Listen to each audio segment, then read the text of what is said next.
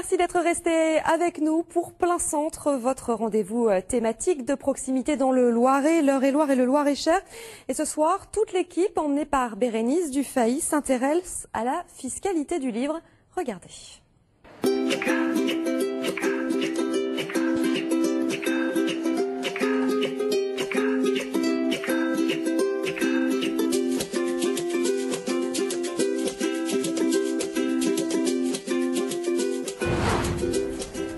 À partir du 12 janvier 2012, la TVA sur le livre passera de 5,5 à 7%, mesure annoncée il y a quelques jours par le Premier ministre François Fillon. Cette mesure suscite bien évidemment des réactions, à commencer par les libraires. Alors on est allé se promener à Orléans. La première librairie visitée, c'est Passion Culture, celle qui vient d'ouvrir sur Orléans. Et vous allez le voir, chez Passion Culture, on n'est pas très inquiet. C'est un reportage d'Amélie Lepage et d'Yves Leblois.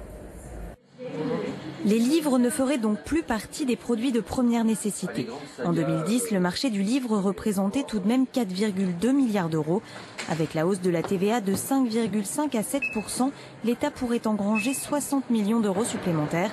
Reste à savoir qui payera la note. Si demain la décision était de modifier le prix de vente, il suffirait de communiquer sur le fait que les prix indiqués sur la couverture sont augmentés d'un point et demi qui correspond à l'augmentation de la TVA. Résultat, les consommateurs verraient augmenter leur livre de poche de 10 centimes en moyenne, 30 centimes pour les grands formats. Un prix que les amoureux de la lecture sont prêts à payer. Oui, 20-30 centimes si ça reste correct comme ça, oui, pourquoi pas. Je regarde pas la TVA, hein.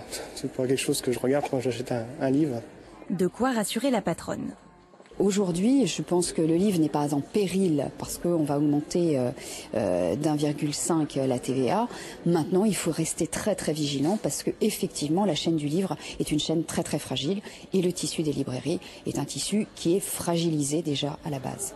Selon une enquête réalisée par le ministère de la Culture il y a 2 ans, les Français lisent en moyenne 16 livres par an. Alors, si on n'est pas très inquiet ici à Passion Culture, cette hausse de la TVA risque de fragiliser cependant les petites librairies, ce qu'on appelle les librairies indépendantes. On est donc allé voir sur place, à Orléans. Rendez-vous au temps moderne. C'est un reportage de Théophile Mbaka et de Mathias Garnier. Il aura fallu l'autorisation de Jean-Paul Sartre en 1964 pour que cette librairie porte ce nom, en référence à la plus célèbre revue de philosophie française. Aujourd'hui, la librairie des temps modernes est la plus ancienne d'Orléans. Dirigée de mère en fille, cette petite librairie indépendante et à vocation généraliste vit douloureusement le passage de la TVA de 5,5 à 7%. Pour le libraire, si ces prix augmentent, c'est a priori une baisse de chiffre d'affaires. Si les éditeurs n'augmentent pas les prix, c'est sur notre marge qu'on va devoir, nous libraires, prendre pour pouvoir payer ce qui est un impôt qui augmente. La concurrence d'Internet, une marge de trésorerie faible et la crise vend debout les petites librairies indépendantes hurlent à la mort. Les clients lecteurs sont plus mesurés. Ça ne change rien pour moi. J'ai toujours l'habitude de lire, ça restera mon passe-temps favori. Quand j'ai décidé de lire un livre, c'est toujours le coup de cœur et puis je regarde pas trop le prix. Le passage de la TVA de 5,5 à 7% fait déjà couler beaucoup d'encre. Les libraires ont déjà demandé à être reçus par leur ministère. Ils réclament à corps et à cri une exonération. Pas sûr qu'ils soient entendus. Gilbert Trompa, donc vous êtes le patron des éditions Corsair. La hausse de la TVA sur le livre, vous en pensez quoi ? Eh bien, c'est une mesure, une mauvaise mesure qui arrive au mauvais moment. C'est l'arbre qui cache la forêt. Parce que techniquement, déjà, ça va rapporter quasiment rien. Beaucoup de pays en Europe ont une TVA inférieure. 21 pays dans le monde n'ont pas de TVA sur le livre. Alors, on a bien compris une très mauvaise nouvelle, mais en quoi ça va fragiliser cette filière et en quoi ça va fragiliser le livre ? Déjà, on dit que le livre n'est plus un produit de première nécessité. Ensuite, on va réduire nos marges. Les libraires, un travail considérable de réétiquetage, etc., etc. Les auteurs, leurs droits vont baisser. Alors qu'aujourd'hui, les libraires disparaissent.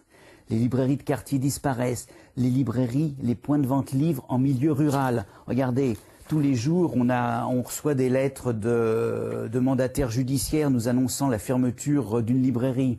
Et hop, que des factures qui ne seront pas payées. À la Ferté-Saint-Aubin, il n'y a plus de maison de presse. Pourtant, une ville prospère. Quelles conséquences pour vous très concrètement? Vous êtes éditeur, est-ce que ça va menacer votre entreprise à moyen ou à court terme? On est menacé parce que les grandes librairies vont resserrer leur sélection de livres. Ils vont prendre des auteurs à succès. Ça va être les best-sellers. Et nous, nos éditeurs orléanais, nos auteurs orléanais, pardon, nos auteurs que nous publions même de toute la France, auront moins accès aux librairies. Et pourquoi, à votre avis, c'est essentiel de lire encore aujourd'hui? Parce que c'est un produit de liberté. Si on ne peut plus lire, si on ne peut plus imaginer, c'est la créativité. Ça veut dire il n'y a plus de rêve, il n'y a plus rien. Parce que ceux qui lisent, c'est ceux toujours qui ont les fonctions d'encadrement. Lire, c'est un moyen de promotion sociale, c'est un moyen de liberté.